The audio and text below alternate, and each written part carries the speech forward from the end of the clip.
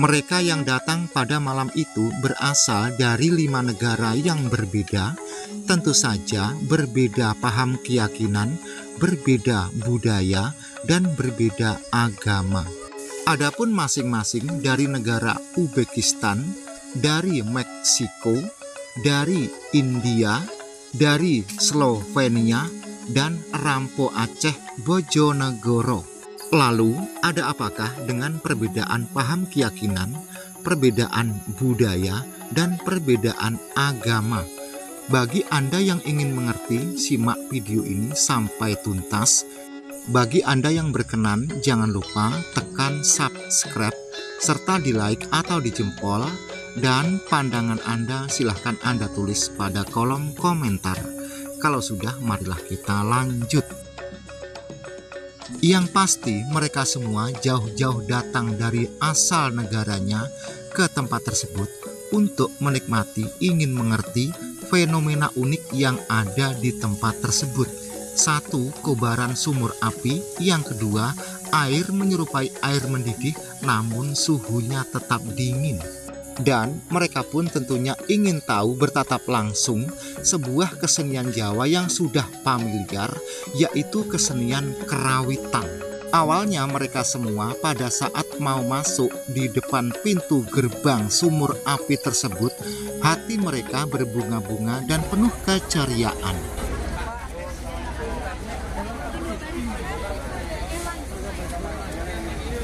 Nah, inilah dari kebangsaan Slovenia.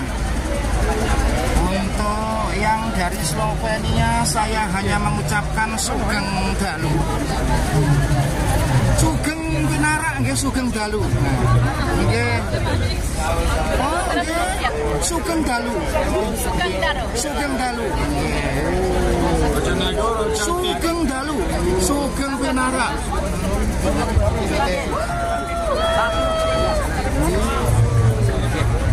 Oke.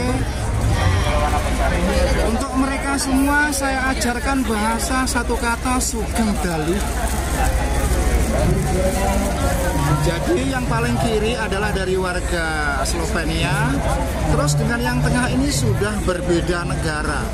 Dengan yang sana itu juga sudah berbeda negara. Mungkin ketiga rombongan ini bahasanya sudah tidak nyambung. Seperti hanya saya hanya bisa mengucapkan satu kata Sugeng Dalu.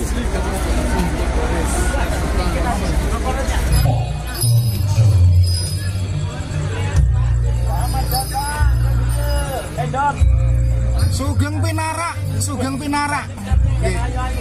Sugeng Pinara.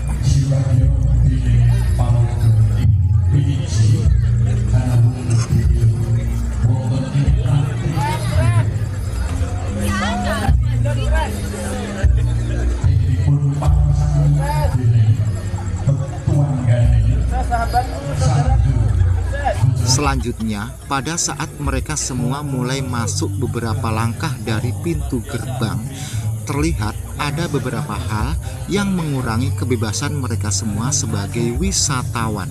Yang pertama, dari suasana suara. Mungkin mereka semua lebih nyaman dengan iringan instrumen relaksasi berupa gamelan Jawa sebagai background suasana tersebut. Yang selanjutnya, mereka semua sepertinya ada keharusan mengikuti ritual dengan mengelilingi sumur api tersebut sebanyak 3 kali. Yang menjadi pertanyaan, apakah mereka semua itu mengikuti gerakan ritual tersebut hanya sebatas eksperimen ataukah lebih dari ini? Dari Nangro Aceh Darussalam. Betul? Nangro Aceh Darussalam. Ya, Aceh ya. Oke.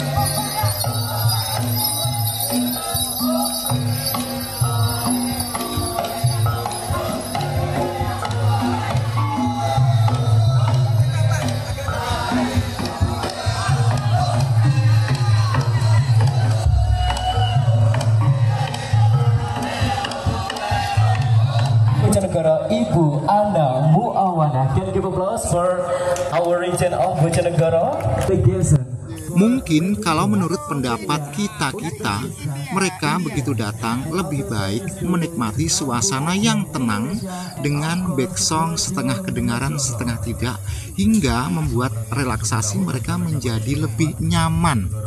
Namun mereka pada malam itu mendengarkan siaran-siaran, bisa jadi suara tersebut kurang begitu penting bagi mereka sebagai wisatawan. Adapun siaran-siaran itu apakah perlu disampaikan ataukah hanya sebatas untuk unjuk kepiawaian performan dalam berbahasa? Selanjutnya, bagaimanakah menurut pendapat Anda?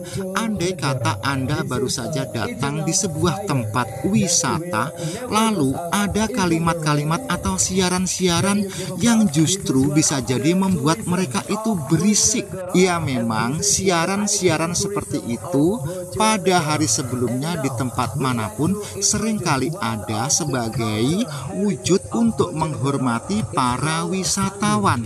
Tetapi kalau siaran itu berkelanjutan terus ndak ada diamnya, kan lama-lama juga bikin berisik toh. Apalagi bila mana kita amati, kita hayati, dan kita cermati, makna dan intinya itu juga tidak terlalu penting. Ia memang penting, namun tidaklah terlalu penting begitu loh yang dimaksud. Memang betul mereka semua ini hadir atas nama delegasi dari negara mereka masing-masing, bukan sekedar wisatawan biasa untuk bersenang-senang, nyantai, dan rileks.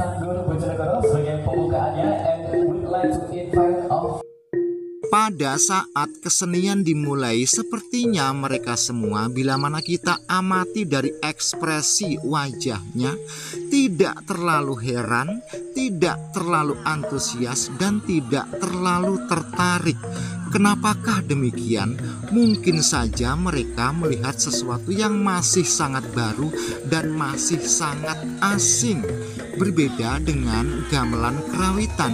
Mungkin mereka semuanya sudah familiar tentang gamelan kerawitan di negara mereka masing-masing.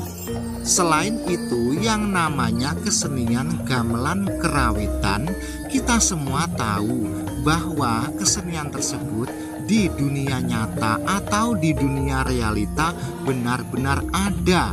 Dan kesenian gamelan kerawitan tersebut dalam kehidupan sehari-hari laku, artinya ada yang ngejob atau ada yang nanggap.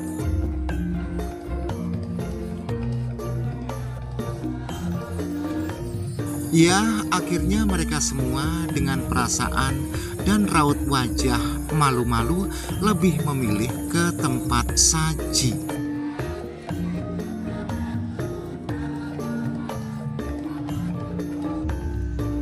Jadi kalau menurut pendapat saya, kesenian daerah berupa seni kerawitan pada malam itu bisa dikatakan mubadirlah. Padahal kesenian kerawitan itu sangat sinkron dan relevan dengan lokasi.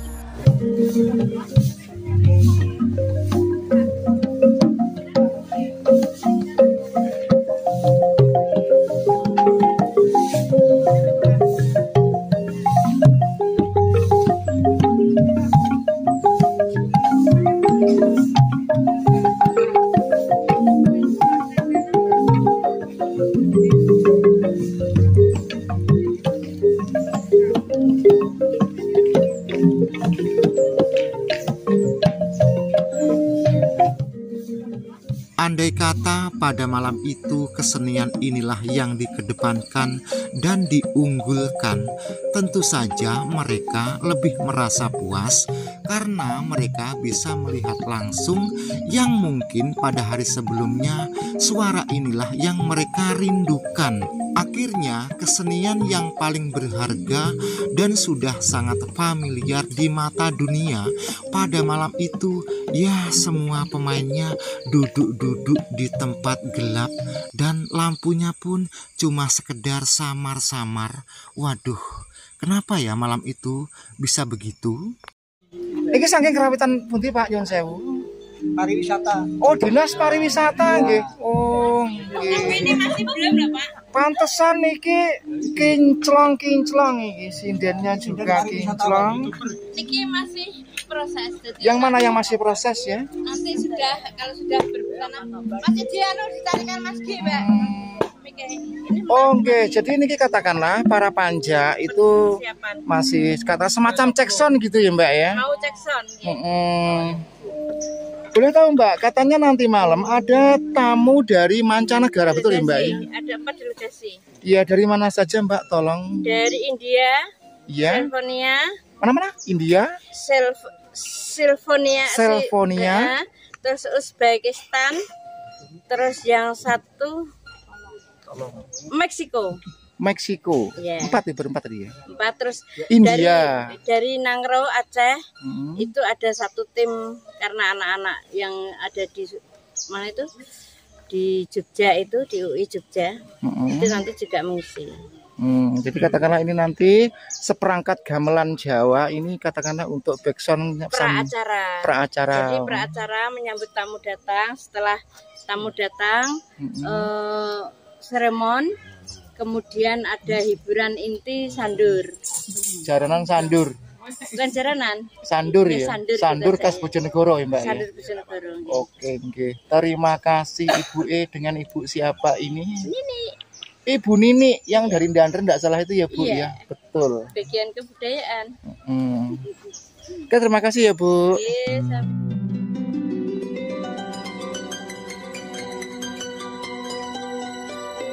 Selanjutnya, karena kapasitas saya hanyalah sebagai wong delok, kendele mong alok, najan ora tombok.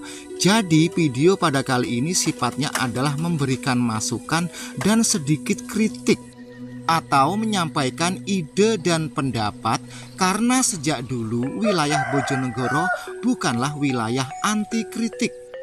Jadi sejak dulu hingga sekarang Bojonegoro bukanlah anti kritik, dan memang Bojonegoro itu doyan kritik. Makanya Bojonegoro sekarang ini maju, indah dan asri, juga sangat ngelenyer. Karena di Bojonegoro sekali lagi Pak D katakan Bojonegoro bukan anti kritik. Berbeda lagi dengan Kabupaten Ngalengkodirojo, Provinsi Ngastino. Kalau di Kabupaten Ngalengkodirojo, andai kata ada masyarakat yang mengeluarkan pendapat, urun andil ide atau mengkritik, masyarakat tersebut dijumuk, bisa jadi dipersekusi dan diintimidasi, lalu dipreming. Ah, kamu ini selalu mendiskreditkan pihak tertentu.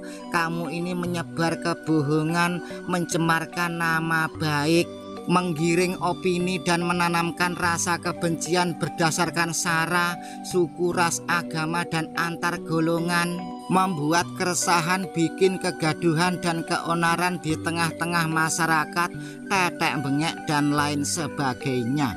Sekarang kita kembali lagi ke lokasi sumur api abadi Purbakala yang berada di Bojonegoro, Provinsi Jawa Timur, Indonesia. Nama lokasi ini yang paling populer dan sudah familiar adalah Kayangan Api.